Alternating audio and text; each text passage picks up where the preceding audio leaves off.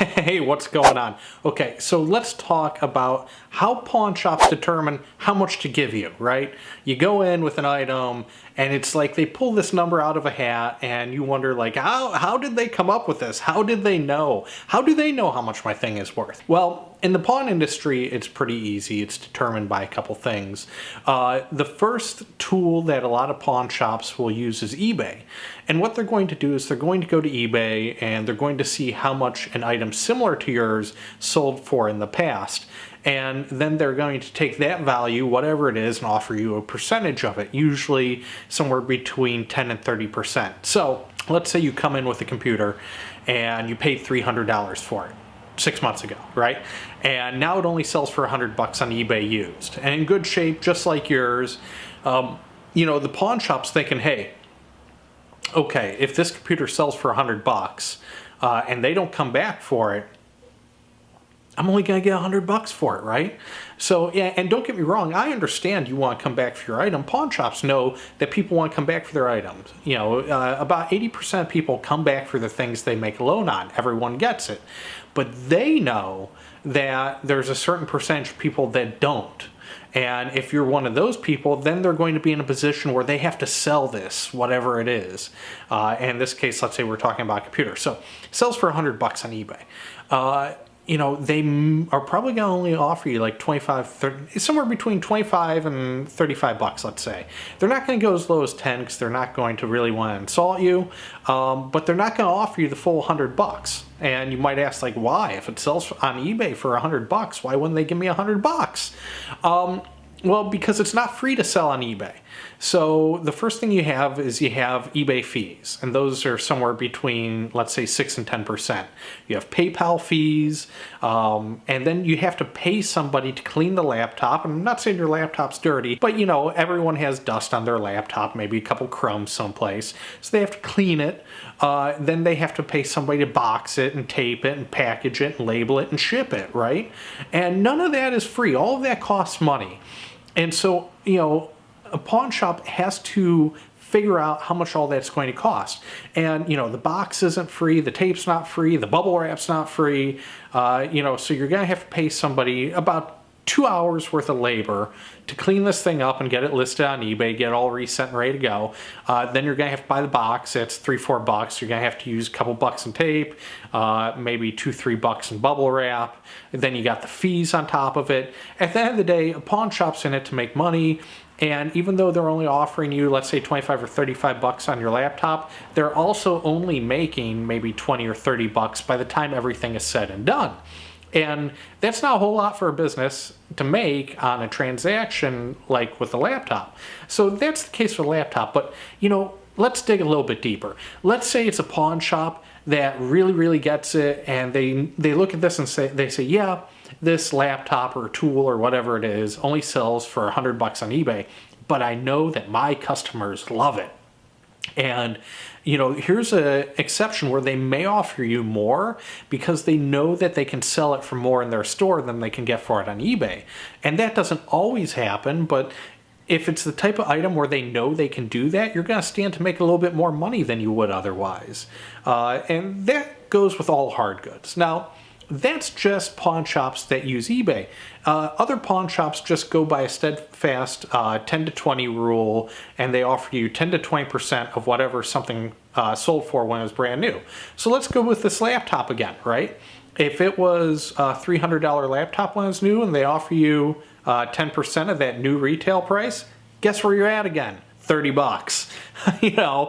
They might go a little bit higher again, but you can see how this dollar range is kind of the same, somewhere between $30 and $60. It's not that different than the eBay use value range. It's kind of the same thing. And just because I'm using a laptop, for example, doesn't mean that this only applies to laptops. This applies to everything. Tools, laptops, all kinds of electronics, video game systems, musical instruments, everything, right? The only exception is jewelry, like a precious metal like gold or silver or diamonds. That's going to come down to how much the gold or silver weighs, what the purity is, because 10 karat is worth less than 14 karat, which is worth less than 18 karat, which is worth less than 22 karat or 24 karat. So when it comes to a precious metal, it's going to depend on how much it weighs and how much there is. And then they're going to take that, and they're going to take the diamonds into account if there's diamonds involved, and figure it out and make an offer based on that. Now, with that in mind, keep in mind that diamonds aren't really rare. Like, it's a big scam in the jewelry industry that they use to protect themselves and say, oh my God, diamonds are so rare. They're not rare. There's tons of them sitting in vaults in New York. They're all over the place. It's just a scam to get you to pay more, and they've done very well at it. I mean, think about it. Jewelry stores, when they're in malls, they're paying 10, 15, 20, 25 grand a month to be there. And where do you think that money comes from?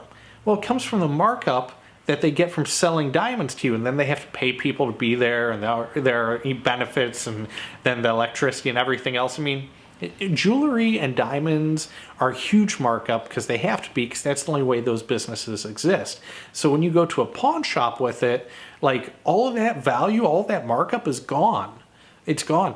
Pawn shops are looking at it as a diamond on the secondhand used market, and those prices are completely different. Now, take something like turquoise or a gemstone that's not a diamond. That actually hurts you, because they really have basically no value. Not in the secondhand market. If you go into a jewelry store, they're going to charge you an arm and a leg for it. But on the secondhand market, they usually end up in like fish tanks. There's just hundreds of thousands of those rings out there every month, and nobody's out there buying those stones really. I mean, a couple people, but compared to diamonds, there's just no interest in them. So, what then they have to do is, let's say your ring weighed 5 grams, they have to estimate how much that, let's say, turquoise stone weighed. Let's say they estimate 2 grams. They have to take that away, so now you have 3 grams of gold. They figure out what the purity is. They do the math based on the current gold price. And once again, they're going to make you an offer that's a little bit closer to 20-30% of what's spot. Spot is the current market value for gold at the time of transaction. So let's say gold is $1,200 an ounce. They will offer you, and mind you, that ounce is for 24 karat. They're going to offer you 10 to 20% of whatever that value is for the purity of your metal and the weight. And that's how they figure out how much to price jewelry for. Let's say it's a gold or silver coin. That's usually going to be dependent on the metal value more than anything else. It's not really the collectability, because it's hard to pay for collectability. Now let's take something like fine art. That's really touchy. It's going to depend on the pawnbroker to know those types of items, and most don't, because most pawn shops deal with like drills and video game systems and diamond rings and laptops. It's not like Pawn Stars where they have some art appraiser come in and they can figure it out. It just doesn't work like that. It's anything that's really collectible like that, they're going to look at a source like eBay and try to figure out how much something similar has sold for in the past, then make their offer based on that. And that's either a good or a bad thing, but that's how it's going to be done. Family heirlooms, they can't pay you for nostalgia, So all these things, it's going to be based on one of 2 rules. For hard goods, not jewelry. It's going to be based on an eBay value, and then 10 to 20% of that, maybe a little bit more, or it's going to be 10 to 20% of the new retail value of the item if that pawn shop doesn't like dealing with eBay.